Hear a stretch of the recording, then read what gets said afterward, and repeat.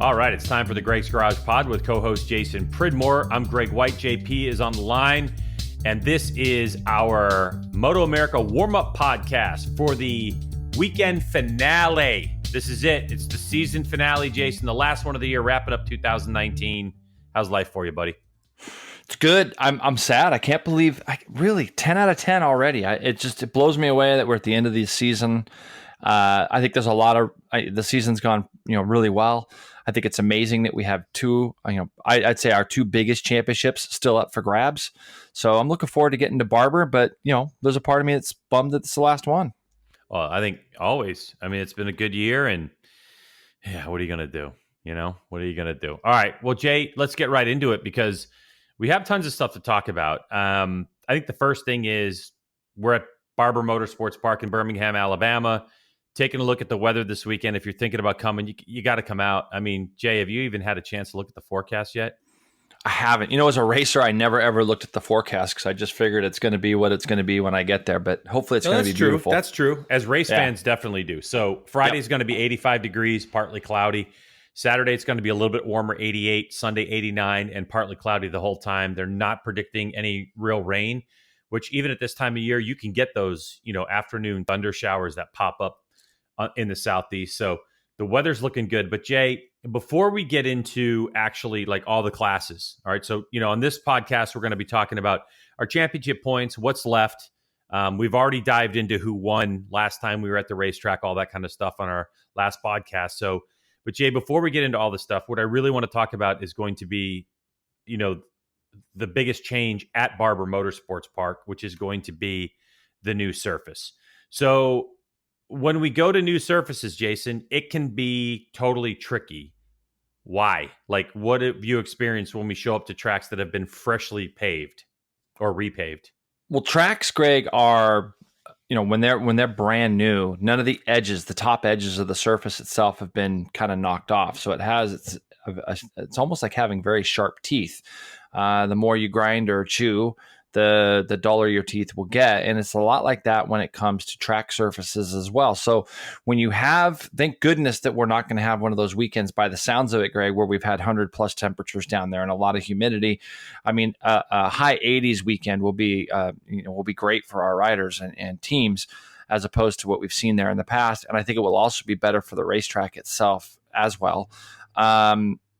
Because of the sharpness of the edges of a newly paved track, it could throw some wrenches at things as far as tires, being torn up or shredded or whatever. And I think that, Dunlop was down there the weekend that we were at New Jersey. They were down there with Taylor Knapp. I think Jeff May was down there as well. They were all doing some testing with the tires to try to make it to where when we get there as a MotoAmerica paddock, they'll have some knowledge of what to kind of expect already when it comes to tire situations, and it will make a difference, Greg, on race tires, especially when it comes to the distances that we'll be doing in our races compared to what they'd be doing at a club race or a track day even.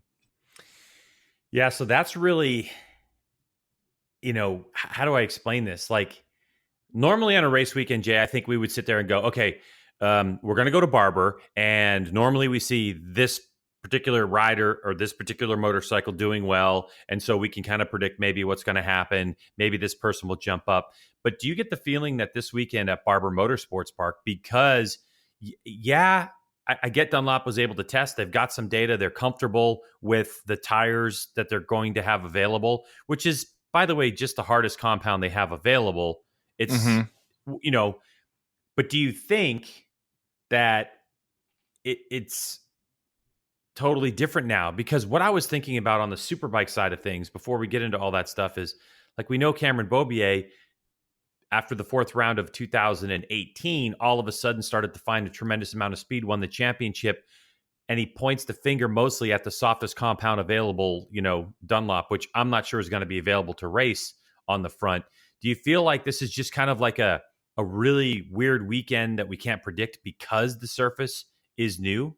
Does that make any I don't sense? think it's just the surface, Craig, but I think that where I thought you might be going with this is the fact that we had Yoshimura Suzuki finish 25 seconds back and 11 seconds back at our last round in New Jersey. I mean, none of us saw that coming at all. I know I didn't, and I don't think you did either. I think that when you look at our last round at Jersey, had we had everybody fighting up front that's been up front all year, meaning Tony Elias and his Yosh bike fighting up there with the Yamahas, then I think that going into this weekend would be a real, who's going to do what. But I think the fact that Yosh was so far back for whatever reasons that there might have been, now we're going and we're throwing a new surface at it. Will it help them or will it hurt them? Will it hurt Cameron, like you said, or will it help him? There's a lot of things to be decided. It's one thing to go to these racetracks that we've been going to for years, and we might have some rain or cooler temperatures or warmer temperatures than normal, but the surface of the track is the surface of the track. When you go to a place like this that has been completely changed at our final race of the year with so much riding on it, I could tell you right now, there's going to be a lot of teams wanting to be first on the track Friday morning. There's not going to be much waiting around, I don't think, because they're going to have to collect as much data as they can. Yeah, Jay, I was on the phone with our producer, John Norton, yesterday for 3 or 4 hours. And in those conversations, he was like, so what do you think we can expect this weekend? And I was like, the reason the conversation took so long is because I have so many scenarios that could play out because the surface is unknown, because of the same thing you're saying, Tony Elias and Josh Herron struggling last time. It's so crazy to think that what happened with Dunlop introducing the larger rear tire after, at Road America last year and the new front last year, how that changed the championship and how close we are to the end of this thing. But let's pick it up with the EBC, Brakes Superbike Championship, Jason, because what we're talking about here is Tony Elias now only has 16 points on Cameron Beaubier. There's only 2 rounds left, 50 points. Garrett Gerloff's 57 back. JD Beach's 118 and so on. So really, we're talking about a 2-horse race at this point. But Jay, you're talking about, I think, Elias, Beaubier, and Gerloff in this mix at this point, right? Because Gerloff has been extremely fast. He's coming off of a bit of a head thing, but I don't think anything else got hurt. You have Cameron, who won the last race, and you have Tony, who's been struggling. So what are we talking, Jay? We're talking 25 points for a win, 16 points for third. So if Tony Elias... It's 18 points, yeah. And it's 16 in the championship. I mean, this thing is not out of the realm of possibility at all after what we saw out of Tony Elias at the last round, that this championship is far from over, don't you think? Oh, there's no question about that. And I think when you really dive deeper into it and you start thinking about, and I think it's something that has to be talked about, something to be said, how important is this championship to these manufacturers moving forward into 2020? There's a couple guys really that can benefit from this. And they're the 2 guys that I don't think that we're talking about as far as the championship point leaders. We're talking about Garrett Gerloff and Josh Herron. Both right now don't have rides going into 2020 from what you and I know. I have a feeling that, for sure Garrett Gerloff is he's had a great season. He's won races. He's done well. This is a guy who's shown that he can run the pace of the guys in front. Now, it's kind of the elephant in the room thing, team orders and that kind of stuff, right? I think that Garrett Gerloff has a real capability of putting himself between Cameron Beaubier and Tony Elias if that is something that needs to happen. Maybe Garrett Gerloff's at the bargaining table right now with Yamaha saying, okay, what's going on for 2020? Let's figure this out before the weekend goes, because the last thing that I think Cameron would want and Yamaha would want is Garrett Gerloff taking points away from Beaubier. I can drag racing them to the line or whatever the case. And I'm just playing devil's advocate here, G-Dub. I think it's stuff that we've seen in the past. And let's be honest, a smooth racetrack with Josh Herron on it. Josh has done well before at Barber Motorsports Park, and he could be a player in all this as well. I think that you really got to look at the cast and crew of the people that are not in the championship and what effects they might all play, from JD Beach to Matthew Skoltz to Jake Lewis.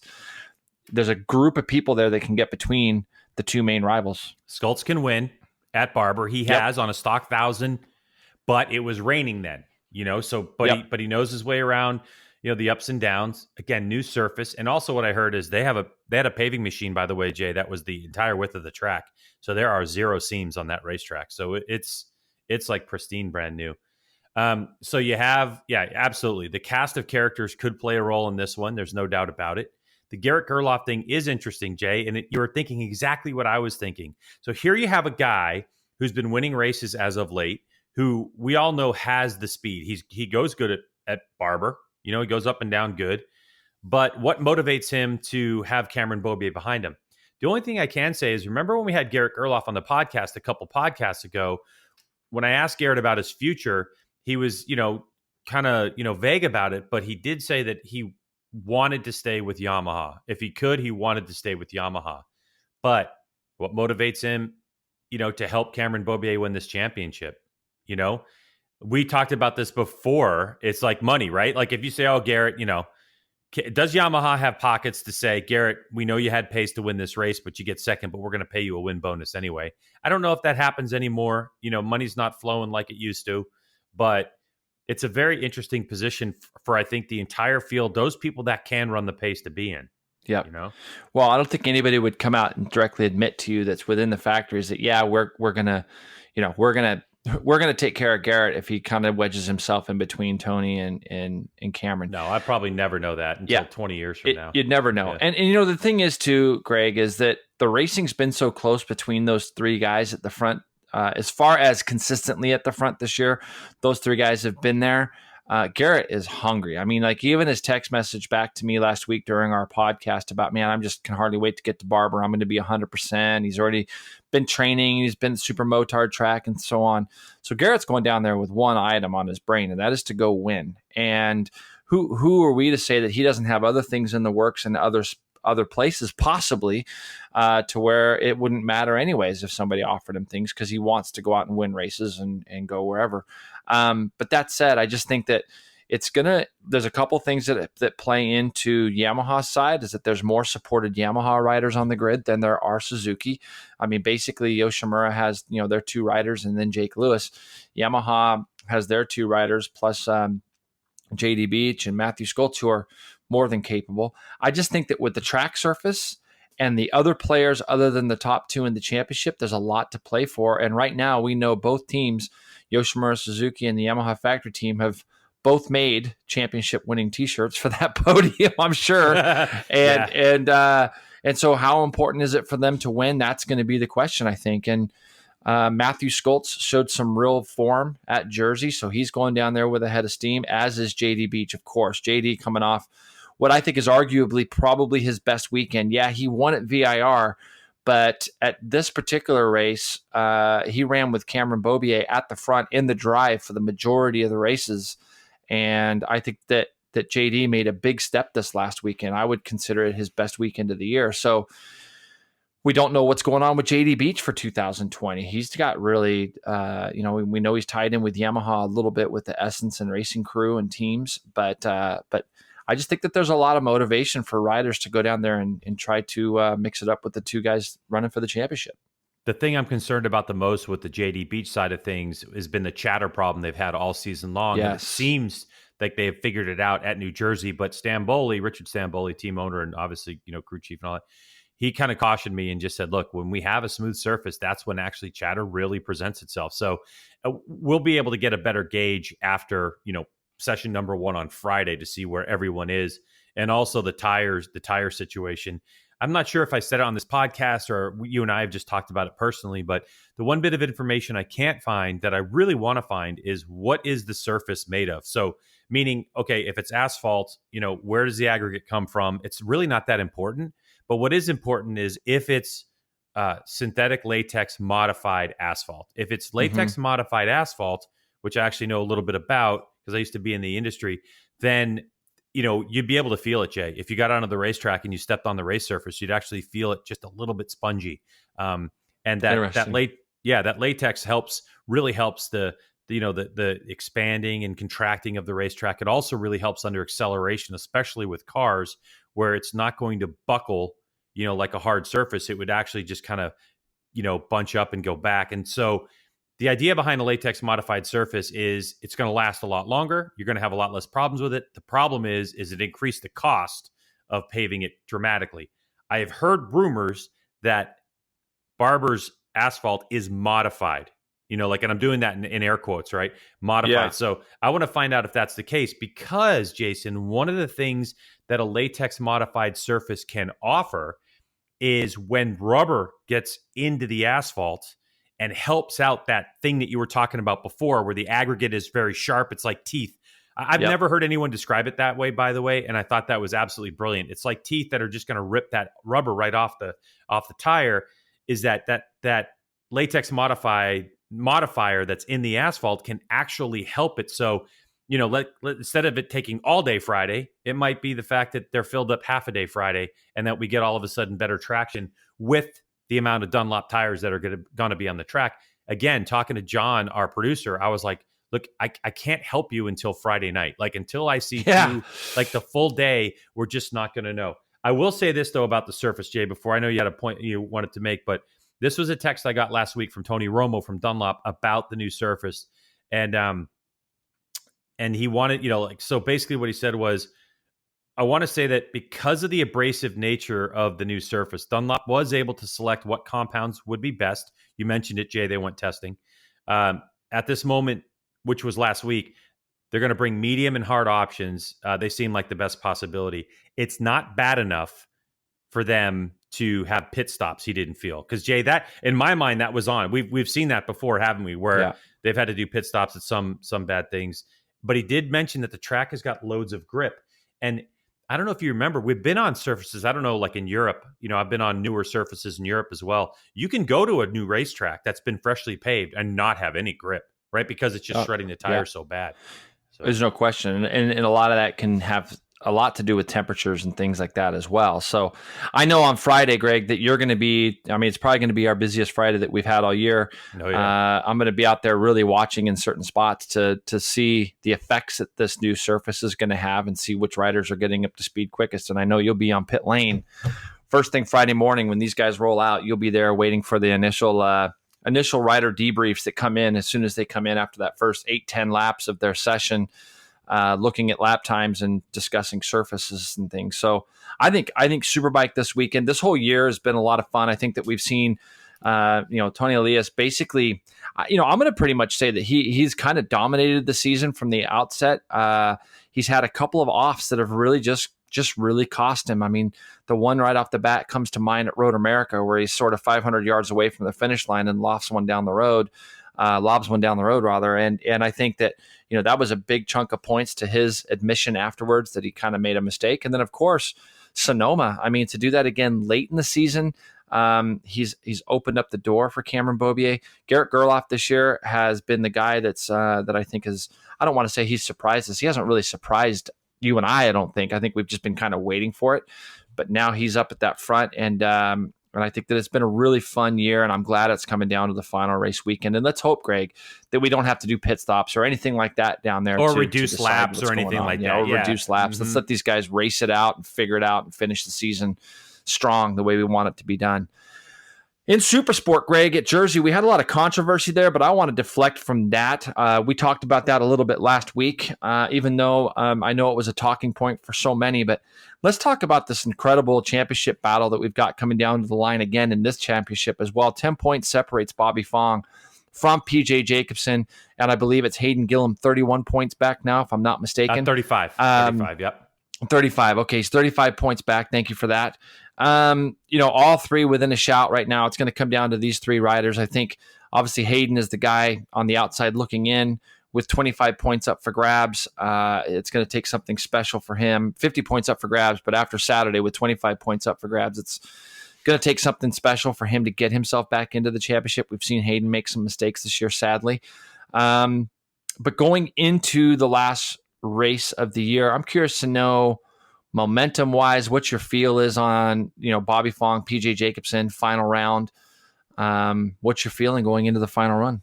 I think PJ has the momentum. I think Bobby Fong getting another, week and a half to heal is going to be critical. The Hayden Gillum situation, he's been able to shrug off controversy in the past. I know that the internet has lit up with two sides of Hayden Gillum, as like, is he a dirty rider? And then his friends coming up and saying he's not. So I don't know. Hayden's been pretty good about not being on the internet and listening to that kind of stuff. So I just think it's going to be, I think it's actually going to be really 5 riders to the checkered flag. And I think Bryce Prince, who's in 6th in the points, I think he's been showing speed that he can run right up front. And I think he's got whatever he's got sorted out at the beginning of the year all handled.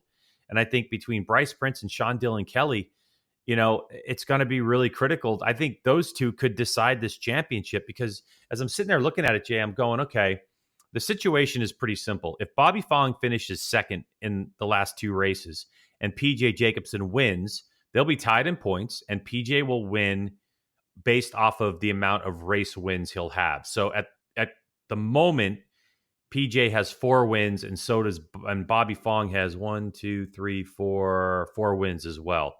So it's kind of a crazy situation, because I'm thinking, Jay, and you know better than I do, Hayden Gillum, there's rumors that the team's not coming back yet next year. What does Hayden Gillum have to do? You know what I mean? Is he going to be riding next year? What the deal is? So does Hayden have any allegiance to anyone, or is Hayden just out to race for himself? And is he going to be the one who decides whether Bobby or PJ gets this? I don't know. Well, I think that you got to look at, the controversial side of things with Hayden being dirty or not. First off, you and I both stated our case on that last week. Hayden's not a dirty rider. He's an aggressive guy. I mean, that's just the way it is. And contact gets made. I mean, we saw it again, even in this weekend, that when we do our regular podcast about MotoGP, it's going to be something that I wanted to discuss with you again, because we see riders come together all the time now. It's just a consistent thing because racing's so close. That's how we want it as spectators, as viewers, as enthusiasts. We want it to be close. I think, though, that it's going to be pretty hard this weekend to not have any kind of personal feelings get involved with the racing in itself. So when you look at it, I think that with Yamaha right now and PJ Jacobsen, and then, of course, you got Ridiculous on Yamaha as well, Bryce Prince on Yamaha as well. I think that there's not really – does everybody like each other? Yeah. Does everybody want to really go to bat for each other at this point? Yeah, I don't think so. Not so much. I think Hayden Gillum – he's out for Hayden Gillum and his team. I mean, if it is indeed his last race with this group of people from Ridiculous Racing, who, they've been great in the paddock for the last 3 or 4 years now, I think, Greg, and they've been a pretty big footprint in our paddock, and he's going to want to go out there and give those guys 2 wins. I mean, I don't think that there's anything. Let Bobby and PJ do their thing. Hayden's going to be out trying to win races. That's what I feel. Sean Dillon Kelly, I really feel he's going to be the same. That said, he's got a teammate and it looks like they get together or they get along pretty well. I definitely think that Sean Dillon Kelly is going to be doing everything he can to beat Hayden Gillum after what happened at Jersey. And if that helps Bobby, that helps Bobby. Bryce Prince, we've seen Bryce come to the front a lot at the end of these seasons. It just seems like the last 3 or 4 tracks really fit into his mold, okay? Like Sonoma, and then obviously Pittsburgh and Jersey, he's fast. I just wish that we could have seen Bryce win one of those races out of those 6 would have been nice, because he has shown some real pace. Is he going to be capable of getting up in the front with those guys? I don't have any doubt. Will he win? That's yet to be proven. So there's just so many moving pieces to our 600 Supersport Championship right now. And again, 10 points separate first to second. Really, anything can happen. And of course, you got to throw in the track conditions. We don't know what's going to happen. The thing to keep thinking about is, and the thing that I'm going to be looking at the most with this new surface, is what tire is getting worn out. It could be both, 100%. You would think it would be both, but for some riders, it could be the front tire. For some riders, it could be the rear tire, or we're making a big deal out of nothing. But the same thing will hold true, for Supersport as well. So, yeah, MotoAmerica did come out, Jay, and they did say, I can't remember exactly what it is, but they're not going to look for tire stickers, I think, in 2 sessions instead of 1 or something like that. And basically what that means is that it's really hard to explain, but there's an allotment of tires that you're allowed to use per class. And obviously Superbike has the highest allotment, Supersport is second, and so on. But how they manage that is not how many you buy from Dunlop, but actually stickers that are on your tires that are checked by MotoAmerica personnel. So if you have a session where they're not checking stickers, then you can use any tire you want. If there's an old tire in the truck that's within spec, I think Dunlop will do that, Jay. They're not, you can't have an extra soft in the truck and they're going to say, yeah, use the extra soft. They've already tested it and said, nah, medium hard. That's what we're going to bring. So Yep. it'll be, it's going to be interesting to see who rides what. This is really going to reveal to us, if the surface is as bad as it is, it's going to really reveal to us who uses what more. Meaning, like, if, Hayden Gillum is doing his lap times because he's a bigger dude, he comes in at 180 pounds ish, and PJ comes in, I don't even know, Jay, what, 140, 130 something? 45-ish, 50-ish, maybe. I don't know. You know what I mean? Yep. That maybe PJ gets his lap times with the rear tire, and he's going to come in and have that thing chewed up, and Hayden with the front tire. We're going to really see all that stuff. It's going to come out. In saying that PJ has the momentum, PJ definitely has the momentum in terms of, like, stuff on the track, but I don't think it's that much more than Bobby. I think Bobby Fong has missed out on wins. I mean, he's finished second in the last 3 races in a row, completely hurt. And he's missed out by a couple tenths of a second each time. Yeah, I was going to bring that up, that, he's had 2 weeks now to heal even more, which I think is going to be great for Bobby's mind. He has definitely changed this year as a rider. I'm going to tell you just straight out, he's surprised me this year. His mental capacity has been one in the past that people have questioned. And this year, I think that he's really shown some form. The races that he has finished second in the last 3 rounds, he's been right there. Like you said, those could have easily been wins, much like Cameron Beaubier in our Superbike class. We've seen Cameron on the podium a lot in the last 3 rounds that we've had from Sonoma to Jersey, but they haven't been race wins. How crucial will those extra little points be when you look back? But Bobby's done his. It would have been really easy for Bobby to finish 3rd, 4th, 5th, 6th, any of these last rounds and gone, hey, look, I'm hurt, this and that. But he just kind of, grits his teeth and gets out there and puts in the time. And I think that going into the final round, being healthy, and I just really feel, Greg, that Barber is a great track for Bobby Fong. I don't know, without predicting things, I just feel like it's a good track for him. And it'll, with the extra healing he's had in the last week and a half or whatever it's been, I think that that he's going to be a hard guy to beat. I think that he's not intimidated by any of these guys, and his job is basically to go out and beat one guy, so he doesn't have to worry about. I think it would have been a lot more complicated, Greg, if Hayden Gillum was sort of still in the mix, if you know what I mean. If it was still like 10, 12 points between 3 guys, I think it's one thing. But when you've got to beat one guy, he can really focus on that and go forward. All right, Jay, let me ask you this question. On a scale of 1 to 10, 10 being like an unbelievable championship, you know what I mean? Like the greatest championship that you've ever seen in your life. Okay. I want to cast your mind back to, I don't know, October, November of last year, looking at Supersport, the exit of Valentin DeBees, the opening of that spot on M4 X-Star Suzuki. We didn't know who was going to get that ride. We didn't know PJ Jacobsen was coming back. We didn't know Sean Dillon Kelly. We knew Hayden Gillum, Richie Escalante, Bryce Prince, Nick McFadden. We didn't know Hayes was coming back. We knew Aguilar. You know what I mean? The normal players, right? Yeah. I wanted, on a scale of 1 to 10, I want you to tell me what you thought Supersport was going to be like back in that time, October, November, and how it ended up playing out now. So the first scale of 1 to 10 is going to be what you thought of it before and what you think of it now. Well, I think that I was on board with the idea that Hayden Gillum was the guy to beat, right? I mean, that's what I feel. I was pretty positive that Hayden was going to be the guy.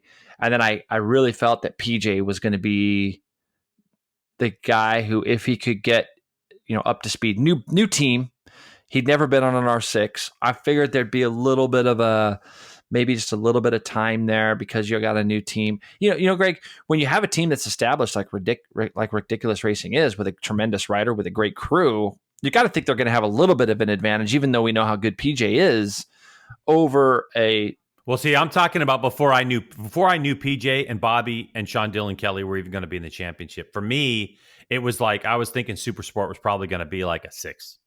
Oh, I'm sorry. Yeah, I misunderstood the question, Greg. I apologize. Yeah. Yes, I agree with you. Yes, on a scale from 1 to 10, what did I think that the actual champion? Yes, no question. I thought it was going to be back in October. Before I knew all that other stuff, there's no question it was going to be a Hayden Gillum runaway for me, and it was going to be a yawner. That's kind of what I thought. Then when Bobby Fong's announced, Jason, PJ Jacobsen announced, we start learning about Sean Dillon Kelly. So let's go. What did you think Supersport was going to be like on a scale of 1 to 10 after Daytona? Well, after Daytona, that's another great thing. jumped up to the scale a little bit for me there. Although we know that the rules and stuff are a little bit different at Daytona than they are anywhere else. But the Sean Dillon Kelly kid blew me away. Like when I watched that race, and I don't know, Greg, it changed my whole perspective. Not just watching the race, but watching the kid talk on the podium at Daytona. I was like, whoa! Like if he rides the way he talks for the rest of the year, he's going to be there. But with Sean Dillon Kelly, I still had it as a 6.5. If you just put Sean against Hayden, I was like, And then even when PJ came along, and Bobby was obviously, Bobby was right there for the victory as well. Kind of expected it, but you got to remember he was riding against Kyle Wyman, who there was so much controversy in the Daytona 200, anyways. And we know how great Kyle is, but we haven't really seen Kyle up front in one of our 600 classes, have we? I mean, we haven't seen him battling for wins. So it was like Bobby Fong kind of battled Kyle Wyman, but it's such a different track. It's just so Daytona's just so different. When I heard PJ was coming in, I might have got it to a 7.5 to an 8 because I thought, okay, it's going to be a 2-rider show then, And now, how would you rate? It's a 9. I mean, we've had everything that we really need to have, haven't we? We've had different winners. We've had controversy. We've had a lot of contact. I don't think that as a script with MotoAmerica and the higher ups that are involved with our series, that you could script it any better than to have both of these two classes coming down to the final weekend. Our two premier classes. Yeah, I couldn't agree more. I mean, I'm excited about it. And I think the fact that we have 3 riders that are within mathematical shot of it, I mean, obviously it would be a 9.1 or a 9.2 if Hayden Gillum was 9 points back or 11 points back or whatever it is. But I would rather have a little bit of a points difference heading into the final round. I've heard people say before, like, oh, man, if there were 3 or 5 riders all tied heading into the final round, it's like, no, I get it, but I don't know. There's something about the leader holding on for dear life, the underdogs trying to catch him. You know what I mean? If they're all tied, it's kind of like, well, you just kind of finish with the points you get, and then that's the championship. Now, to me, it's like, Bobby Fong's going, everybody calm down behind me. And meanwhile, PJ and Hayden and Sean Dillon Kelly are just scrapping for everything they can get and trying to put them behind him. And, of course, Bryce Prince wants his first win. I mean, there's so many great stories in this one. Yeah, but I think no doubt. I'm a little bit sad that Hayden's not right in the mix. I feel like No, so am I. But Hayden's done it a little bit. Unfortunately, Hayden's done it a little bit to himself, and you just not a little bit. I mean, he's the one who crashed his bike all by himself. There's four of them that we can think of, really, isn't there? Atlanta, then he goes to VIR, and then in Laguna. I mean, and at Laguna and Jersey, I mean, he threw away like big point scores, like big. Those are, he finishes second in both those, third in both those, whatever. And it's so easy to look back. I get it. Everyone's going to say, yeah, but it's racing. I get it is racing, but it's just he's thrown some things away, as has Bobby. Bobby would have a huge lead. So, anyways, all right. So it's gonna be fun. You want to move on to Junior Cup? Let's do it. Let's move on. Let's do it because we know who won that one already. Yeah, Liqui Moly Junior Cup, obviously, Rocco Landers, there's 2 races left, 50 points. He's sitting on 111 over Kevin Olmedo, who has been the second standout, I think, this season. Dallas Daniels, who's not racing, is in 3rd spot, and he will remain in 3rd. There is the banquet, though, Monday night after the fact, and I wonder if Dallas Daniels is going to show up for the banquet or if he's going to be busy flat tracking. I don't know that one at all. Yeah. But, because of that in mind, though, Jay, because Junior Cup there's still great racing going on, but, so obviously Rocco Landers wrapped up the championship and, he's 14 years old, Jason. So I spoke with him earlier today. And since a lot of you really don't know Rocco yet, here's a little bit about the 2019 champ, about really how he got to this MotoAmerica season. Well, yeah, I started off racing on pocket bikes and like the mini championships in California. Then when I was 8, we went to Italy to race the Italian championship and that kind of thing. But I raced mini motos for a year there. Then I came back to the U.S., raced a couple years. Then I did mini GP for 1 year in Italy. And then I went and did the pre-GP 85cc championship, RFME, in Spain for 2 years with best finish 3rd. And then I came back here, got on a Cali 400 with Jeremy Toy at Chuckwalla last year. Just no expectations. Got some good times and came back the next round and started doing some development on the bike for Jeremy. And then we just started making our choices what we were going to do. We were already going to do a few wild cards in MotoAmerica. We weren't sure with what or on what. But then we're like, thought of maybe we could do the whole season and get some sponsors so we can go back to Europe the next year. So we obviously have done a lot of success here, and then we did. And I did Chuckwalla, and as we left Chuckwalla, we drove straight from Chuckwalla to Atlanta for round one. And I was just, I didn't have any expectations. I didn't know what was going to happen, and I had a lot of time on the bike, so I was pretty in tune with it. And we went on to the first practice. I think I was P1 in first practice there. I was like, wow, something's going to happen here. But yeah, my birthday was like a month before the race, barely. I got pretty lucky. Barely turned 14. That career already, and he's only 14, and he's not close to 15 yet. And I can tell you now, looking back, there's probably a few kids that wish his birthday would have been June or July. Yeah, right.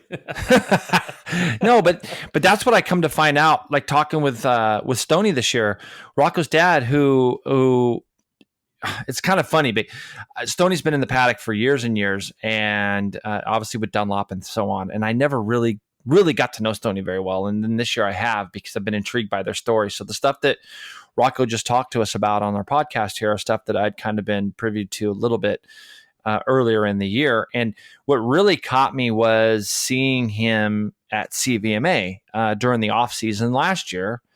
And I don't know, Greg, you know the lap times kind of at CVMA. And when you see a young guy that's 13 at that point doing minute 52s around there on I think it was on an RS 125. That's a joke, right? I mean, a minute 52s, if you think about how fast that is,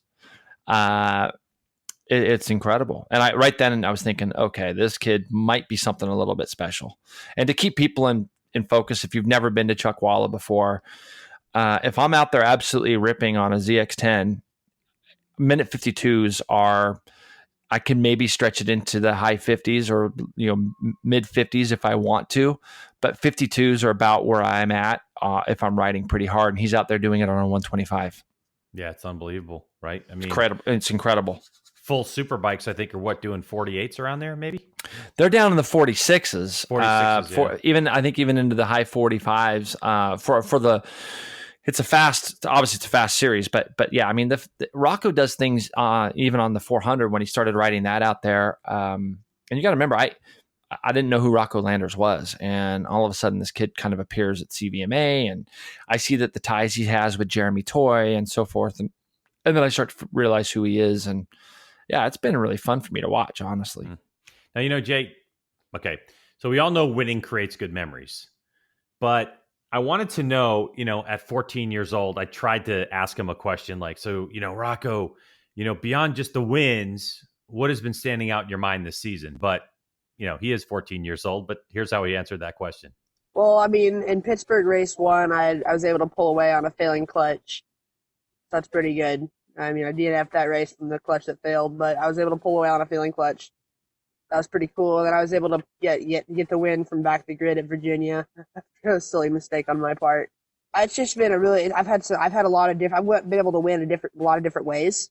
It's pretty cool to be able to do that.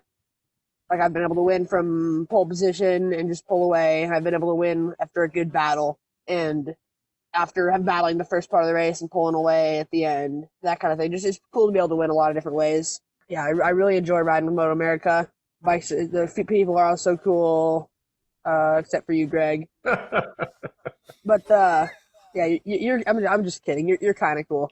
I'll take kind of cool, dude. I'll take kind of cool any day. Yeah, all right, yeah. But everything's super cool. It's super chilled, super well organized and well run. All the tracks are fun. It's super great to be racing in the U.S. this year. Trying to get back to Europe next year, but we're for sure doing some wild cards next year in MotoAmerica. Hopefully with number 1 plate. What are you laughing about? Come on. I love it. I just love it. He's a kid. I told you since day one he's a kid, and he is. And the thing I love about Rocco is he's getting more confidence. He's never needed confidence talking, but I think even doing these interviews, I think he's comfortable talking to you because he doesn't have to look into at Hannah. I think that's Hannah probably and I didn't get a chance to ask him that, and I wanted to, but the thing that the connection was so bad, he kept dropping out. He's at Isaiah Burleson's house, and they're out in the country, I guess.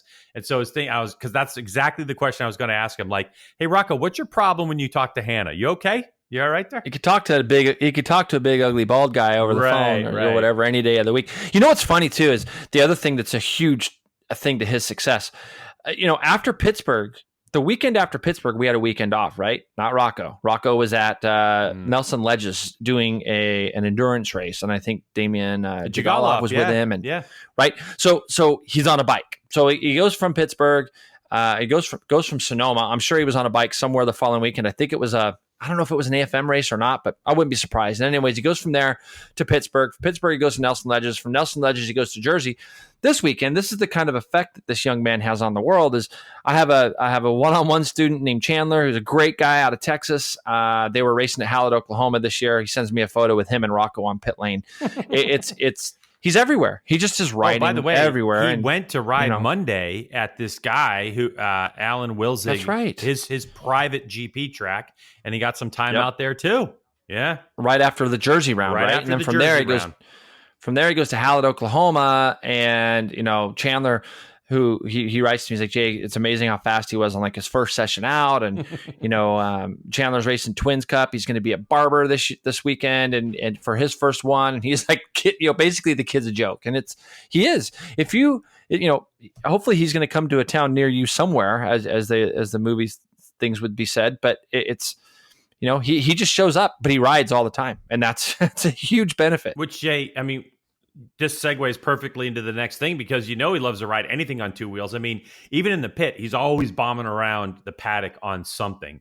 And we also know that Rocco loves the Reese's Peanut Butter Cups. And for those that don't know, like when he won the number one plate, he was like, I'm going to eat Reese's Peanut Butter Cups. And, look, you might not think it at 14 years old, but the kid is making sacrifices to go racing. But he is, look, I had to ask him about it. Like, what are your vices? What are the things that you're giving up to go racing? Well, sometimes, like, I like a lot of racing. This on the weekends. That's usually a time you get to go hang out, do something besides racing that's fun. Do whatever you like to do. Like, I mean, I like Reese's Peanut Butter Cups, and I like sugar a lot. But I can't eat very much of it because it'll make you fat. And when you're fat, you aren't fast. But, yeah, I got my Reese's Peanut Butter Cup after the race. So I'm super happy for that. I'd rather be racing than doing anything, so it's worth it. Did you hear what he said, Greg? Yeah. It's like a little bit of life advice. A little bit of life advice for us. If we're eating Reese's Peanut Butter Cups, we're going to get fat and slow. I agree with him. If you're fat, you're not fast. That is the quote. Like, that should be a bumper sticker. Or I should put that like above my bed every morning I wake up. It says, if you're fat, you're not fast. I love it. Yeah. I love it. But he understands that at 14. Would you have? But I also think that he understands the sacrifice that his mom and dad have made. Oh yeah, I think he's got a head on his shoulders that way. I mean, you think, it's really hard to think of, this family of how much they have sacrificed for him, and even getting through the year, I was so bummed I was even bummed to see that their trailer broke on their way to Pittsburgh, because these guys have sacrificed everything to get Rocco where he needs to be, and it's really. He is world-class talent. I mean, we're seeing that. So it's good to all the sacrifices that they have made, but I think Rocco recognizes that as well. He definitely does. And honestly, he's very respectful. Like, one of the things that I will always take away from this season with him is when he decided to nickname me Grego. Because I'm like, hey, Rocco. And he's like, hey, Grego. So I go, hey, Rocco. And he goes, hey, Grego. Oh, wait, is it okay if I call you Grego? And I was like, dude, you're ruining the joke. You know what I mean? Yeah. Don't ask me permission. Just heckle me. Like, I'm fine, So he got clearance, and now every time he communicates with me, he's like, Grego. And I'm like, yeah, Rocco. All right. I'm not the one who... It's pretty good. Yeah, I mean, he's getting there. He's getting there. But, Jay, he's 14 years old. He's got lifelong goals. So, of course, I had to ask him, what is his ultimate goal in his racing life? Yeah, I want to be a multi-time MotoGP world champion. And one of my favorite racers is Ben Spies. I want to race like him. I want to do what he did and win the championships like him. And of course, Ben Speed's not a bad one to benchmark off of, Jason. And they are actually in communication now. They touch base with each other every now and again, and Ben gives them a little bit of advice. So, I mean, who wouldn't want to be multi-time MotoGP world champion? You don't think that at 14 years old, Marc Marquez was given the exact same answer as Rocco Landers? 100%. And I think that, the whole purpose when MotoAmerica was really thrived bred, let's just say 5 years ago, the idea was we got to take young talent and get them somewhere and move them on. And it wasn't a matter of pushing people away from our series in America. It's that we need to get more Americans in MotoGP, in World Superbike. And Ben Spies is a great example. He's really one of the last ones that we had over there along with Nicky. And then when Ben got hurt and he was gone, then it was like, wow, now it's really getting down to nobody. And then unfortunately we lost Nicky. And I think that, that made Rocco 9 years old when Rain Rainey and Chuck Asklin and all of them got together, made him 9 years old. Now at 14, he actually has a place where, hopefully next year he gets a spot overseas and he gets to go over there and ride and race. And maybe we see him here, like you said, Greg, but that was the purpose of the series, is to move young talent on. And that's what Rocco is. Do you think Rocco is a better motorcycle racer today than he was when he showed up to Road Atlanta? I think he is. And I think that the only reason that I say that is because there were people that stepped up. I was a little bit nervous at the beginning of the year. I think that the raw speed was there from Atlanta. I don't think that it was a matter of is Rocco going to improve? What Rocco improved on to me this year was his racecraft, in the sense that you heard him say he's won so many ways. And it's kind of a mantra that you have been saying all year long. And it's so true. We've seen him do a lot of different things. I think when Dallas Daniels really started to step up and race against Rocco at all these different rounds, Rocco was able then to learn, wasn't he, Greg? I mean, it's hard to learn on your own when you're winning races by 10 seconds or more every race. But I think that a couple guys, and Dallas Daniels was the first, and then we've got Kevin Almeida. Both those guys have pushed Rocco to where he could work on his racing and work on his racecraft. And, being thankful of those guys, I think is a huge step for Rocco, because you need guys to push you. And those guys did, at least this year. And then next year he'll be thrown to the wolves with all those kids over there that have been, there's going to be 10 more Roccos for Rocco to try to beat next year if he gets overseas. And that's really the point of that question. You read my mind perfectly, because last time he was in Europe, he mentioned he was racing that 85 Cup or whatever and finished a best of third. And now I'm hoping that Rocco is going back to Europe, a much improved rider. The one thing that's been really interesting that you and I really haven't talked about that much about Rocco is, did he hit the deck at all this year?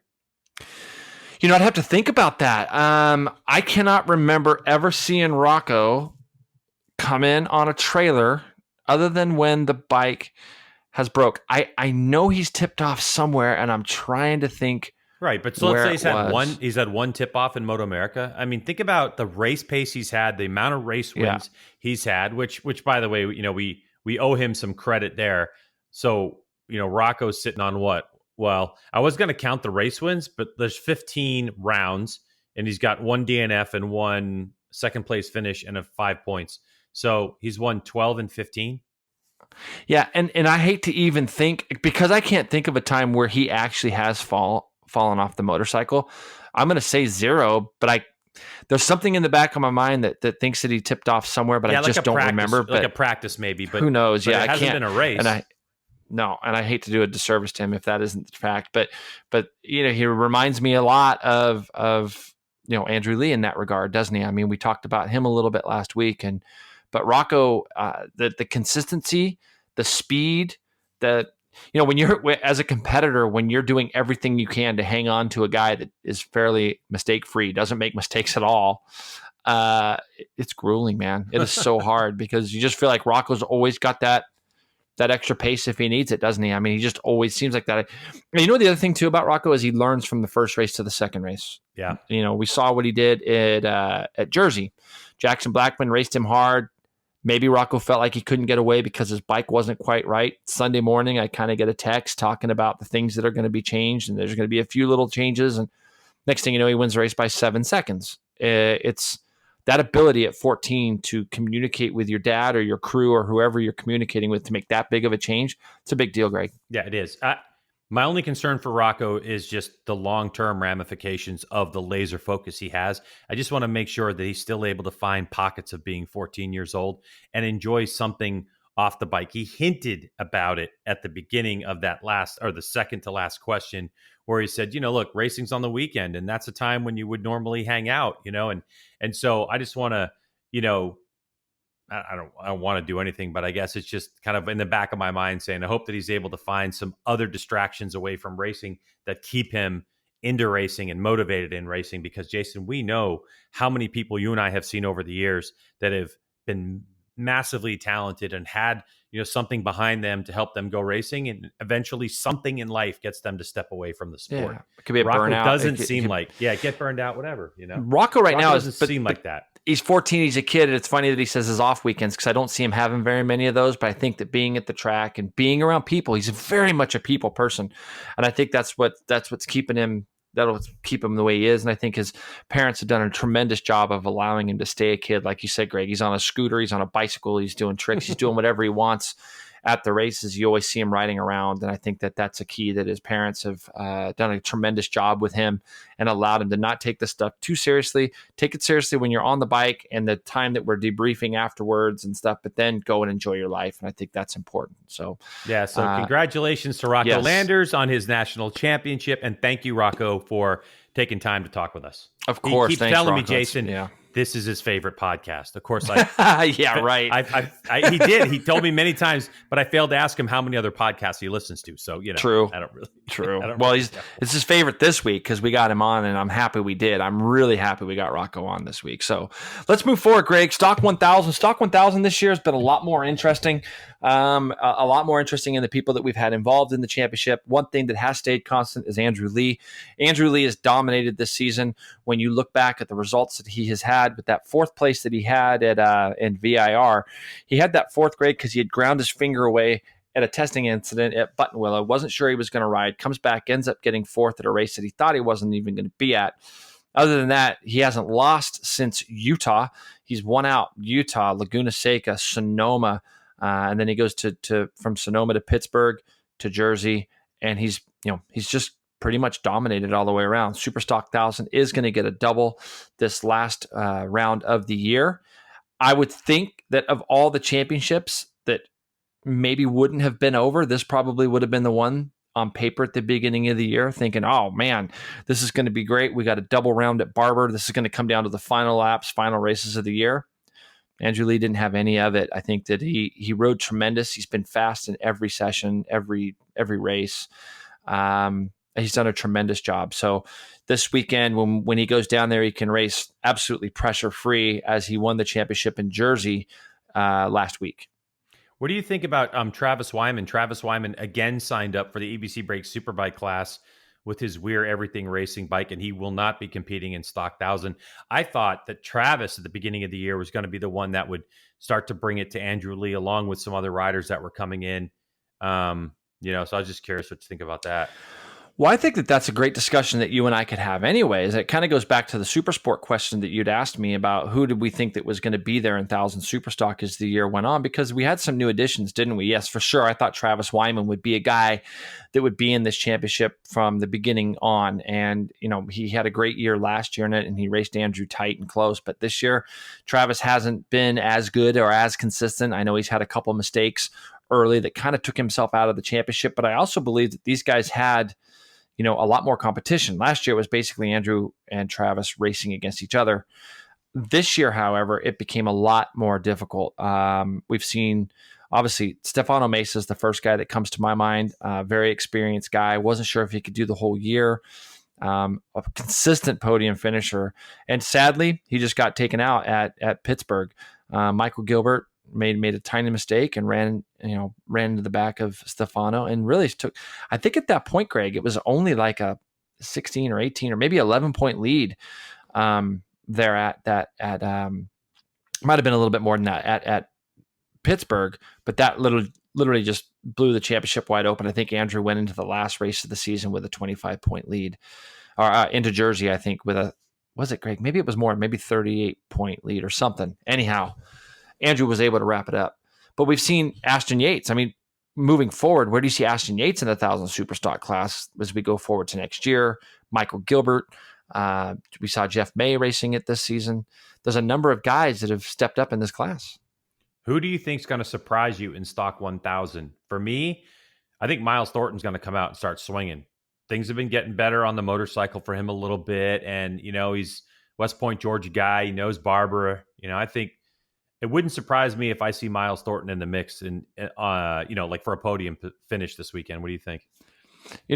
I sat on a fence and talked to Miles for probably 30 minutes at Jersey, and he kind of gave me his season rundown, and he did it all with just, I don't know, I guess class comes to mind. He has had a significant issue with his bike from race 1 in Atlanta. And I have been through years like this where you get through the weekend, you try to put a positive on it, you go to the next weekend thinking it's going to be better, and it isn't. And then and that can last a while. The problem that he had was such a major issue and problem, and the team did a lot of things to try to get it right. They didn't get it right till Sonoma. And I think that when you, as a rider, your confidence just absolutely gets beat down because the issue that he had was a serious one. It wasn't like, a couple clicks here, clicks there. It was a major issue because I thought Miles Thornton would be a front runner at the beginning of the year in this class as well. And you're right. They've figured it out now. Going to Barber, I think, is a good track for Miles. I think he's a tremendous rider. Good dude. I agree with your prediction. I think he's going to be up front for these last two races at Barber. Yeah, I'm looking forward to Stock 1000. I always do. And Andrew Lee, although he continues to work on his explosive speed, I hear that. Yeah, I've been hearing that a lot, actually, watching football because football's back on. And yes. I think is it, Greg? Yeah. Football's back on. The Eagles. Is it, Greg? Did the Eagles play yesterday? Moving on. God, my team stinks. Hey, Jason, what was your favorite number to race with when you were racing? Come on, Greg. We know. One. I only got to do it a couple times, but that was my favorite. All right. I'll give you that one. Let's move to Twins Cup then, where the championship is also close, but there's only one race left. So I don't know if you would call it close or not, Jay. Alex Dumas has worked his way from what had to be, I think, for Alex, a bit of a disaster at the beginning of the season. He was, blowing motors up and that, as he's trying to get used to a completely different motorcycle at 16 years old. But he now leads this championship, 21 points over Drake Beecham, Michael Barnes at 33 points. So he's out of it, right? Because Twins has one round left. So it's between Alex Dumas and Drake Beecham, but something really dramatic is going to have to happen in order for Drake to win this championship. So looking at Twins, what do you think? About this race coming up? I mean, Dumas has not lost a race since round 6. Yeah. I think that, when you look at the final round, I think it's 21-point lead. So Drake, even if Alex didn't line up, Drake has to win, right? So, I agree with you. Hey, it's racing. Anything could happen. Drake's already won a race this year. I actually think that Drake's been a nice little surprise this year. We've seen a few of our Junior Cup riders move up. We've seen Joe Blasius move up to the SV650. We've seen, obviously, Alex move up. And now, let's throw Jackson Blackman in this mix. I mean, Jackson Blackman's going to be a kid that's going to go to Barber Motorsports Park itching to win a race because finally, after 3 years, I feel like he's coming into his own, and which is great. So it's going to be hard work for Drake to win, I think. But he's more than capable of doing that. But I feel that Alex will go there. Knowing Alex, he's going to go there trying to win the race. That's all he's going to be thinking about. And he has a real way of just being able to think about doing nothing but that. He won't think about championship or anything. I just think that there's some guys out there that can go into a race and not think about championship. And there's some guys that's what they'll be. Everybody has a different way of trying to win one, right, Greg? So, Alex is really that kid that goes, I'm just going to go try to win the race, and then whatever happens, happens. But it's a good position to be in, knowing that the guy that's closest to you absolutely has to win, or else, So what do you think, though? So looking at the entry, and this hasn't been updated in a few days, but 44 entries into the Twins Cup class. I think when we've had this many entries, we've seen maybe 40 of them actually qualify. But what this does is it generates a little bit more lap traffic. Does that play into Alex's hands, do you think, Jason, the way he likes his race to unfold? Or do you think that, having this many entries scattered on a very broad, spectrum of lap times could hurt him in this final bid? Well, I don't, at this point, Greg, racing's racing, and I think that's just something that you have to be expected. I think all the guys that are in this class have been used to coming up on lap traffic sort of 3/4 of the way through the race anyhow. I think the race is going to be really close, though. I think that you're going to have 5 or 6 people that are going to be in that mix, in that fold for this last race of the year. That Southeast region down there too, Greg. I mean, we know, how many twins riders we had here at this race last year. Yeah. And, I mean, VIR honestly, too, it's. I mean, Greg, when we saw this race, last year when we saw this class get put on, I wasn't that excited about it. If I'm being honest, I was like, we're gonna have a bunch of twins, but the racing actually has been really fun to watch. It's usually right after you and I go off the air on our Fox show, so you're immediately getting your work stuff sorted, and I'm watching this race, and I'm watching 1,000 Superstock as well, and so it's been really fun to watch this year. And from what I'm understanding, there's going to be a number of our Junior Cup kids jumping up into the Twins Cup class next year, where this is going to be a really good, legit class where it's going to get some of our younger guys that are early 16s, maybe like early, as far as their age goes, 16, 17, and get them prepared to ride 600s maybe the following year. It's a nice little middle ground class, isn't it, kind of, for this? No, it is. And there's a good mix too, by the way. You're going to have your typical Yamaha FCO7s. There's plenty of those in the field. You have tons of Suzuki SV650s. But in the entry list, Jay, there's 3 Ducati Monster 797s.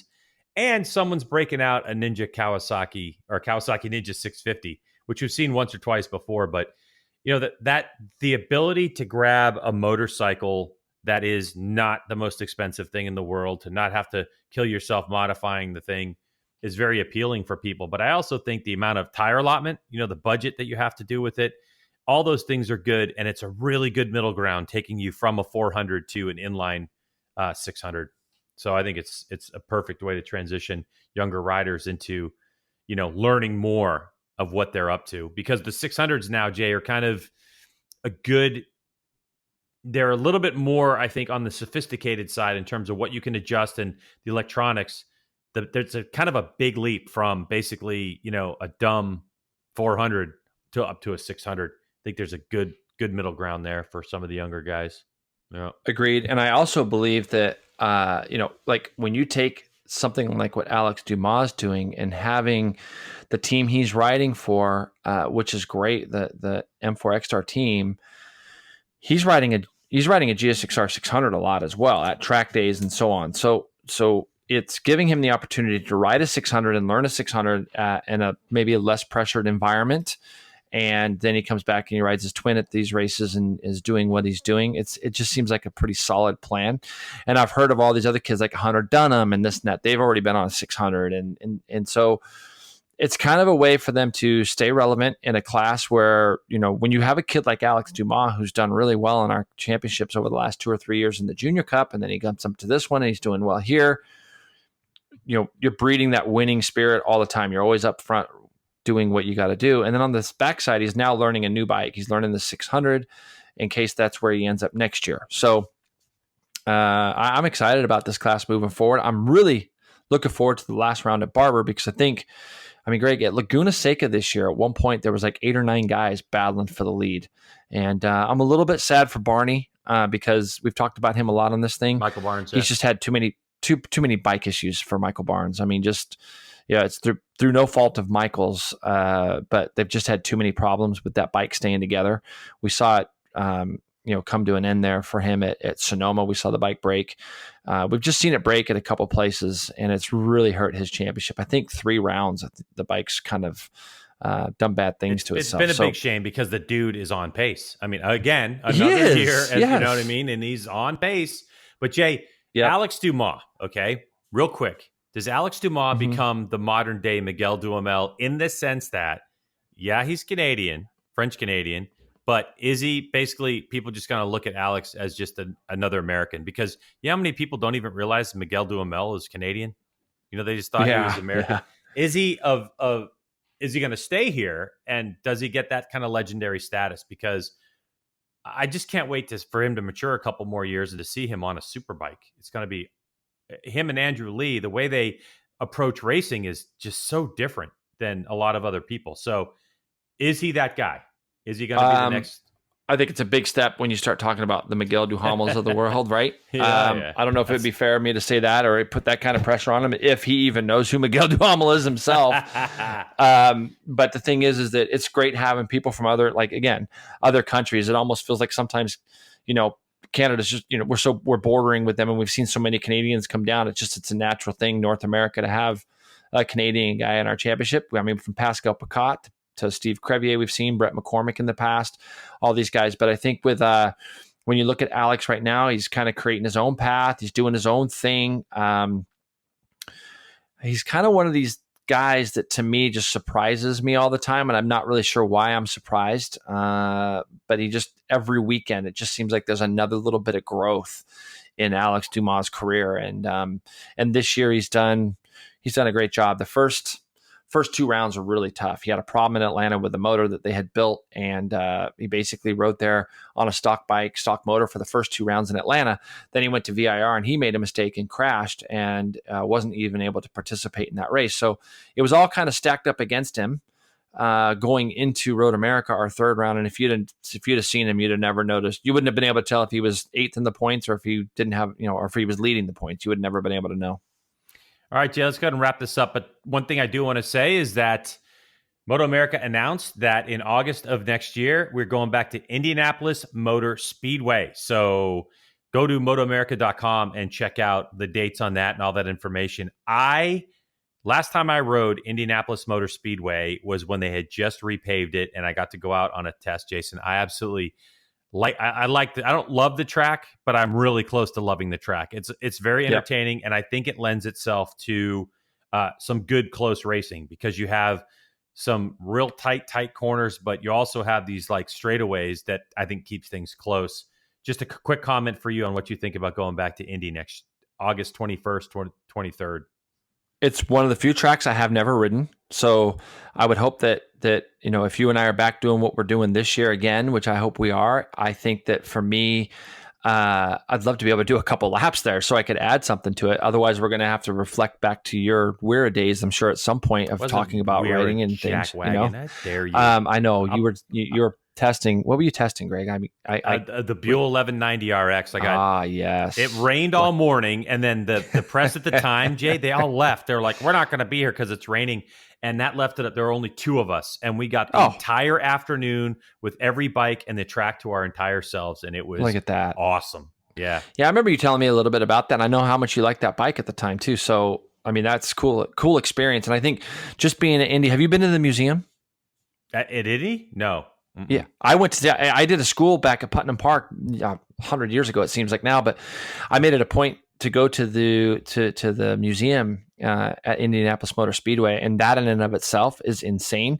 So I'm so pumped that MotoAmerica is expanding and going to some new places. And the Indy, I mean, of all places, the Brickyard is on the menu for 2020. I think it's a great step for us, and I'm looking forward to going there and checking that place out. But I've watched the track on TV a bunch, Greg, but I've never ridden there. So hopefully I get a chance to spin some laps at that place. Yeah, well, we got to figure out. It was really rare to ride. Like, other than like them having a sanctioned race like GP, the only people before EBR did that release of that bike was, I think, Schwantz's school, and that's it pretty much. So that's great. It's rare. We got to figure out a way to do it. Look, you can catch Jason and I in a 1.5 hour Superbike show on FS2. That's Fox Sports 2. You got to check your local listings for that, but that'll be coming up we have one on Saturday, one on Sunday. The other races, practices, qualifying, a ton of other content on MotoAmerica Live Plus app. And you can actually download that now. There's video on demand. So you can go back and review the season, even if you get it now. Check out NBCSN for Inside MotoAmerica. Hannah Lopa hosts that one. That's a great show. And of course, share this podcast with all your friends. We really appreciate that. And as always on this MotoAmerica stuff, Jason Pridmore has a pocket full of Sharpies at the racetrack. Somebody. This has just become a thing for you, hasn't it? I don't know why. I have no idea why. What does it do with you? I don't know. Somebody ask Jason for an autograph, please. I just want him to sign an autograph so I can just shoot some Instagram video or something like that. So it's great. I appreciate that, Greg. Take us out, Jason Pridmore. What do you have to say? G-Dub, I'll see you Thursday at Barber. And as usual, thanks for all your hard work, brother.